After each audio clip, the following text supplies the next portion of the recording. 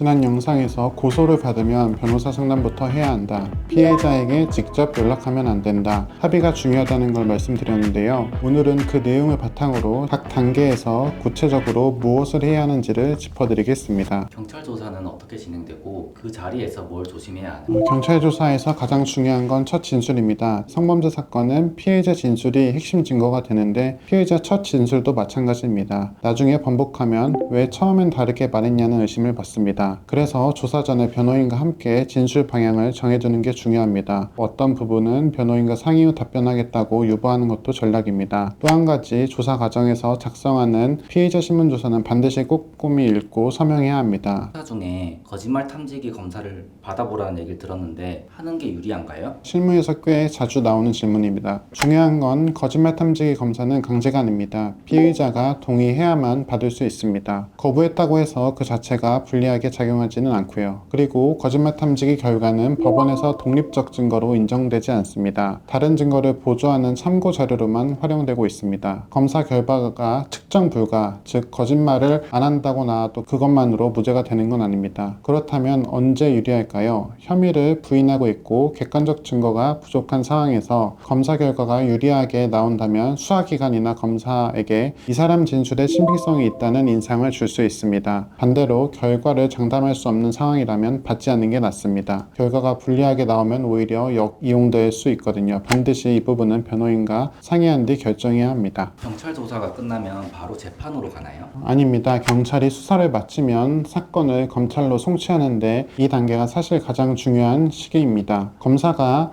이때 기소를 할지 불기소 처분을 내릴지 결정하거든요. 지난 영상에서 합의가 이루어지면 기소유예나 불기소가 될 수 있다고 말씀드렸는데 그 합의 효력이 발생하는 게 이 검찰 단계입니다. 합의 이외에도 이 시점에서 할 수 있는 게 있습니다. 변호인이 검사에게 의견서를 제출하거나 피의자에게 유리한 증거자료를 추가로 제출할 수 있습니다. 이 시기를 그냥 흘려보내는 분들이 실무에서 정말 많은데 결과를 바꿀 수 있는 마지막 기회입니다. 기소가 됐다면 법원에서는 어떤 점을 근거로 유무죄 판단을 하나요? 재판에서 핵심은 피해자 진술의 신빙성입니다. 직접적인 물적 증거가 없어도 피해자 진술만으로 유죄가 선고될 수 있습니다. 다만 법원은 진술을 무조건 믿는 게 아니라 처음부터 끝까지 일관성이 있는지 꼼꼼히 따져봅니다. 방어하는 쪽에서 이 부분을 파고드는 게 바로 증인신문입니다. 성범죄 재판에서는 피해자가 증인으로 출석하는 경우가 많은데 이때 피고인 측 변호인이 피해자에게 직접 질문할 수 있습니다. 수사 초기 진술과 법정 진술이 달라진 부분, 당시 상황과 맞지 않는 부분을 질문을 통해 드러내는 겁니다. 다만 피해자 증인신문은 준비 없이 하면 역효과가 납니다. 피해자를 몰아붙이는 식으로 진행하면 법원에서 보는 인상도 나빠지고 오히려 피해자 진술의 신빙성을 더해주는 꼴이 됩니다. 어떤 질문을 어떤 순서로 할지, 무엇을 드러내고 무엇은 건드리지 않을지를 변호인과 치밀하게